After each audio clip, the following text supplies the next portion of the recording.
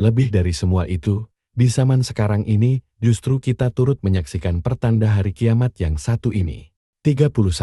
Orang yang paling makmur adalah orang yang paling banyak dicela dan bodoh.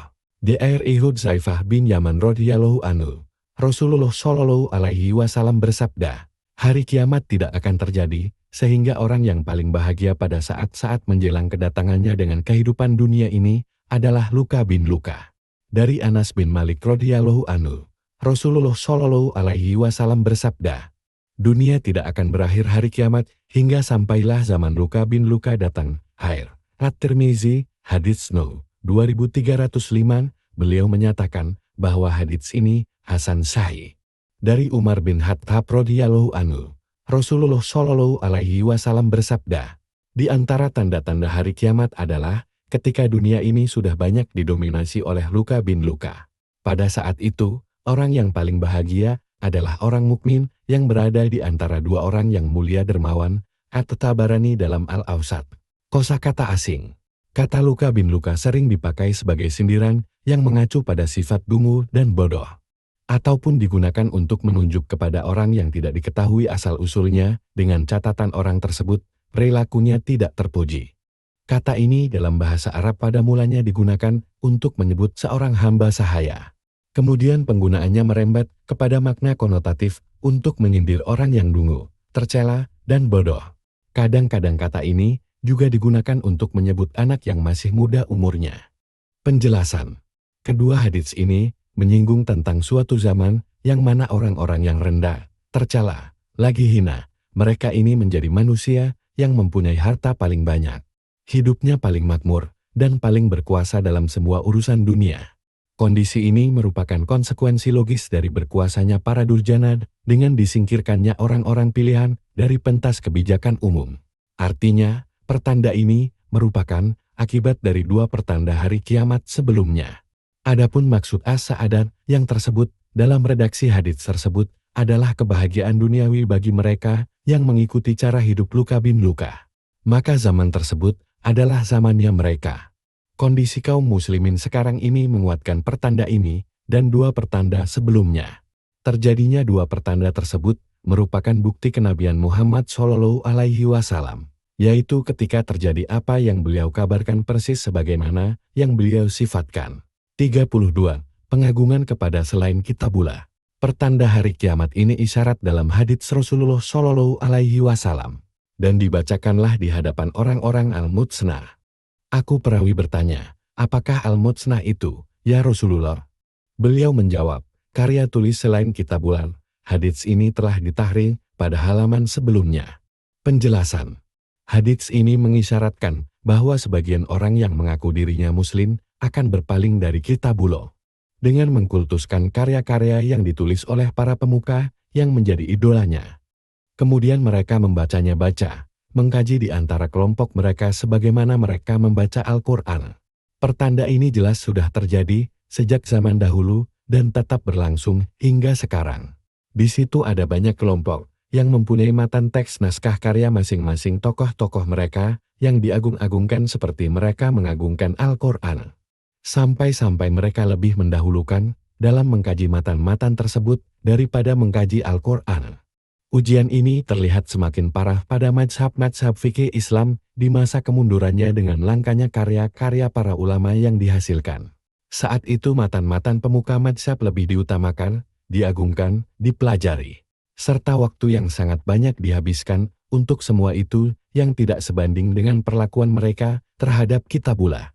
Demikian pula ujian ini juga melanda kaum sufi, mereka lebih suka mengabadikan teks-teks yang berisi karamah para wali. Mereka menelaah perkataan para wali itu dan mengagungkannya melebihi Al-Quran. Bisa jadi, contoh paling nyata dari fenomena ini adalah buku Al-Jifr, satu buku yang oleh beberapa kelompok sufi dan syiah telah dimodifikasi sedemikian rupa, dengan membubuhkan berbagai kebohongan yang dinisbatkan kepada Imam Ja'far Shadiq radhiyallahu anhu. Mengenai hal ini, seorang tokoh syiah ekstrem, Al-Kilani, dalam Al-Kafi, mengatakan, sungguh Al-Jifr, di dalamnya ada Tauratnya Musa dan Injilnya Isa, ilmu-ilmu para nabi, dan orang-orang yang mendapat wasiat kepemimpinan dari para nabi dan ulama-ulama Bani Israel. Kitab itu juga mengisahkan berbagai kejadian besar yang pernah dialami oleh Bani Israel, ilmu halal haram, ilmu tentang hal-hal yang sudah terjadi, dan hal-hal yang akan terjadi di masa mendatang. Abu Zahra, Tarikh Madzhab al-Islamiyah, hal 697. Tentu saja kalimat-kalimat seperti ini hendak mengiklankan betapa sucinya kitab tersebut dan melebih-lebihkannya daripada Al-Quran. Sehingga banyak orang yang memalingkan dirinya dari Al-Quran sehingga lebih mementingkan kitab ini.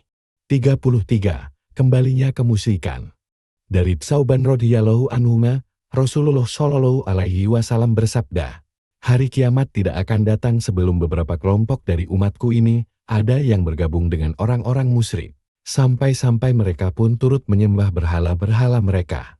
Air At-Tirmizi, Al-Fitan, Hadits No. 2316, beliau menyatakan bahwa hadits ini Hasan Sahih.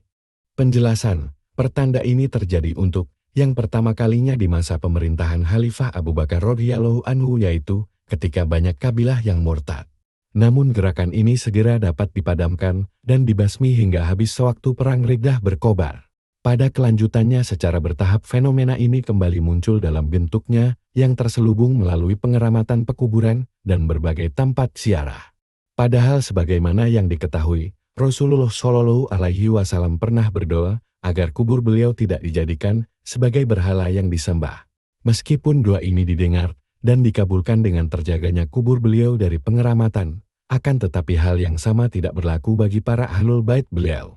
Fenomena kemusyrikan ini beralih kepada keluarga beliau, yaitu dengan berubahnya kubur mereka ini seakan-akan berhala yang disembah selain Allah.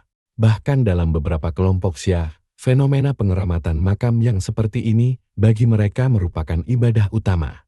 Seolah-olah di dada mereka tertanam sebuah keyakinan bahwa kesucian pekuburan para ahlul bait sebanding dengan kesucian dua tanah haram Mekah Madinah. Gejala yang sama juga diikuti oleh beberapa kelompok sufi yang sama-sama mengagungkan ahlul bait Rasulullah Shallallahu alaihi wasallam. Berdasarkan penjelasan ini, pertanda kembalinya kemusyrikan telah muncul di tengah-tengah umat Islam sejak beberapa abad yang lalu. Ditambah lagi berbagai bentuk kesyirikan dan penyembahan berhala selain pengagungan kuburan tersebut. Perkara ini sudah kita saksikan dan sudah menjadi pengetahuan umum. 34. Bermegah-megahan dalam bangunan masjid.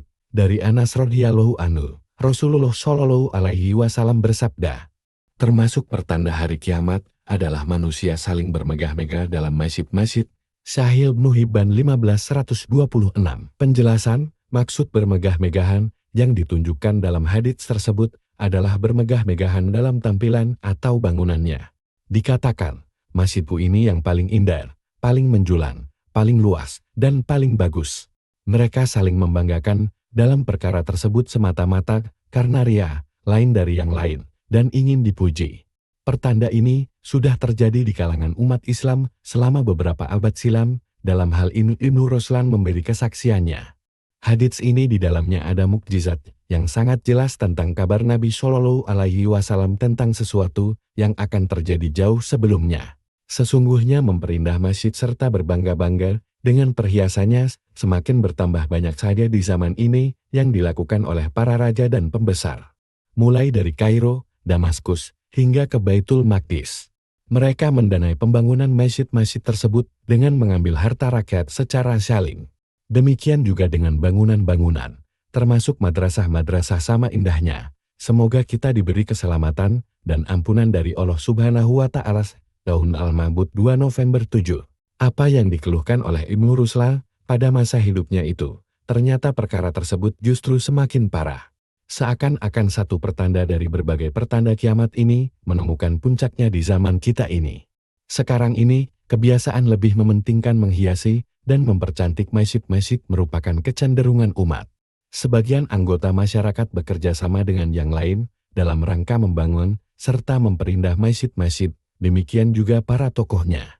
Padahal telah diriwayatkan di dalam satu atsar Nabi Shallallahu alaihi wasallam. Beliau pernah bersabda, "Aku tidak diperintahkan untuk memperindah masjid." Tahun Al-Mabud 2 November 7. Hal senada juga dinyatakan oleh Ibnu Abbas radhiyallahu anhuma. Kalian benar-benar akan memperindah masjid-masjid itu sebagaimana orang-orang Yahudi dan Nasrani memperindah tempat ibadah mereka. H.L. Abu Daud, As-Salal, Hadits No. 444. At-Tasyaid, sebagaimana yang dikatakan oleh Al-Hitabi, makna asalnya adalah meninggikan bangunan atau membuat bertingkat. Sedangkan makna as-surufal adalah menghias. Kata as-surufah dalam pemaknaan aslinya adalah emas. Jadi maksud dari hadits tersebut adalah menghiasi masjid-masjid umat Islam dengan lapisan emas dan berbagai gambar atau ornamen yang menawan atau berbagai ukiran yang indah dan yang sejenisnya. Makna atsar dari Ibnu Abbas radhiyallahu anhu di atas, umat Islam mewarisi kebiasaan ini dari kaum Yahudi dan Nasrani. Padahal kebiasaan ini ada pada mereka ketika mereka telah merubah, mengganti, serta meninggalkan amal yang sesuai dengan kitab mereka. Mereka beralih dengan lebih memperhatikan berbagai perkara yang tidak jelas asal-usulnya. Maka mereka pun dengan kesadaran penuh mulai menghiasi sinagog-sinagog serta gereja-gereja untuk mencari muka, bermegah-megahan, serta berbangga-bangga di antara mereka. Umat ini keadaannya akan berubah menjadi seperti umat-umat sebelum mereka jika mencari dunia dengan agama, serta meninggalkan keikhlasan dalam beramal. Berubahlah masjid-masjid menjadi sarana untuk mencari muka serta bermegah-megahan dalam meninggikan bangunannya serta membuatnya indah. Sebagaimana yang sudah dimaklumi, Masjid Nabawi yang telah melahirkan satu generasi terbaik yang pernah dikenal dalam perjalanan sejarah manusia. Masjid tersebut sangat sederhana, beratapkan pelepah kurma yang setiap kali turun hujan lantai tempat salat menjadi basah. Ketika negeri Persia dan Romawi berhasil dibebaskan oleh kaum muslimin, dan harta simpanannya dikirimkan kepada Khalifah Umar radhiyallahu anhu. Dia tidak merubah sedikit pun keadaan masjid tersebut kecuali hanya sedikit perluasan. Sehingga Masjid Nabawi pun tetap dalam kesederhanaannya, sangat kontras dengan berlimpahnya kekayaan kaum muslimin. Besar kemungkinan hal ini disebabkan oleh pola pikir generasi awal umat Islam yang lebih memprioritaskan hidup zuhud dan lebih mementingkan kehidupan akhirat. Di sisi lain, mereka juga lebih mementingkan nilai-nilai substansi paling tinggi dari sebuah pokok permasalahan. Dengan tidak terpengaruh oleh berbagai bentuk penampilan luar yang begitu indah, tetapi melalaikan. Maka dari itu sangat wajar jika di Masjid Nabawi kita tidak akan menemukan berbagai hiasan, kecuali hiasan hati yang diramaikan oleh keimanan yang membuat hati tenteram.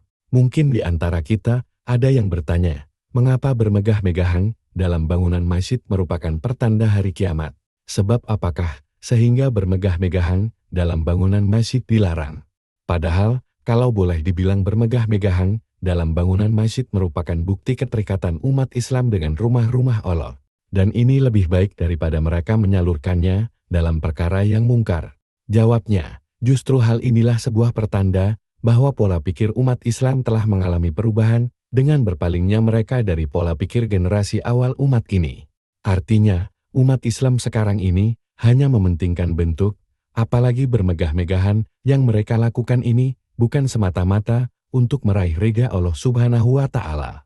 Bahkan sebaliknya, justru dengan bermegah-megahan ini, mereka bermaksud untuk menaikkan gengsi di antara sesama mereka.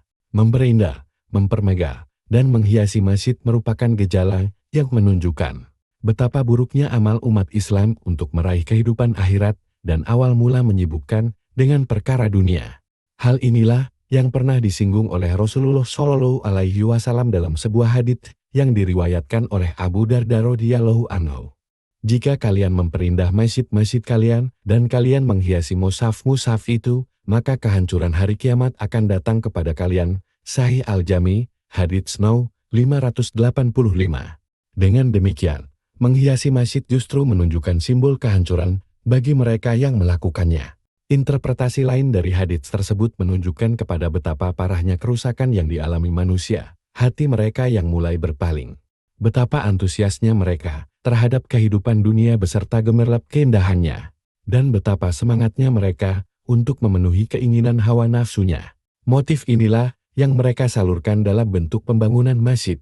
Manusia tidak lagi menjadikan masjid sebagai tempat berkeluh kesah kepada pemilik mereka dan menghambakan diri kepadanya. Tetapi sebaliknya masjid telah mereka jadikan sebagai ajang perlombaan untuk bermegah-megahan dan mengangkat gengsi keduniaan mereka di mata manusia yang lain. Hal inilah yang pernah dikatakan oleh Abdullah bin Umar radhiyallahu anhuma dalam sebuah atsarnya. Akan datang suatu masa di mana manusia berkumpul di masjid-masjid Sedangkan di antara mereka tidak ada seorang mukmin pun. H.R. Mal-Hakim, Al-Fitan wa Al-Malahim, Hadits No. 8365. Hal senada juga dikatakan oleh Abdullah bin Busr radhiyallahu anhu. Telah lama aku mendengar sebuah hadits. Jika engkau berada di antara satu kaum yang terdiri dari 20 laki-laki, bisa lebih atau kurang, maka lihat dengan teliti raut muka mereka semua. Niscaya engkau tidak akan mendapatkan seorang lelaki pun yang menandakan ketakutannya kepada Allah. Jika demikian adanya, maka ketahuilah, itu urusan kiamat telah begitu dekat. Tambahan penting. Dari Nafi dari Abdullah bin Umar radhiyallahu anhu, dia mengisahkan, pada masa Rasulullah Shallallahu alaihi wasallam Masjid Nabawi dibangun berdindingkan tanah liat dengan atap pelepah daun kurma. Tiang penyangganya dibuat dari batang-batang pohon kurma. Abu Bakar radhiyallahu anhu sedikit pun tidak melakukan penambahan. Ketika masa Umar radhiyallahu anhu, dia melakukan penambahan dari bangunan aslinya. Namun demikian dia tidak melakukan perubahan apapun dari bentuknya yang semula. Dia tetap membangun dindingnya dengan tanah liat, memberi atap dengan daun kurma, serta tiang-tiang penyangganya sama-sama terbuat dari batang pohon kurma. Kemudian Utsman radhiyallahu anhu melakukan banyak renovasi dan hampir merubah total bangunan masjid. Tembok dan atapnya dibangun dari bebatuan yang dipecah, dan atapnya terbuat dari genteng kayu sirap, bahasa Jawa. H.R. Al-Bukhari, As-Salal, Hadits No. 446. Abu Sa'id Al-Khudri radhiyallahu anhu juga mengisahkan tentang Masjid Nabawi ini. Saat itu, atap Masjid Nabawi masih terbuat dari daun pelepah kurma. Dan ketika Umar memerintahkan untuk merenovasi masjid tersebut, dia berkata, lindungilah orang-orang yang salat itu dari terpaan air hujan. Awas jangan sekali-kali kalian menghiasi atap-atap tersebut dengan warna merah atau kuning, sebab akan mengganggu orang-orang yang salat. Kemudian perkataan beliau ini ditimpali oleh Anas. Mereka ini akan bermegah-megahan dengan masjid-masjidnya, tetapi jarang sekali di antara mereka yang memakmurkannya. Dan berkatalah Ibnu Abbas, kalian benar-benar akan memperindah masjid-masjid itu, bagaimana orang-orang Yahudi dan Nasrani memperindah tempat ibadah mereka.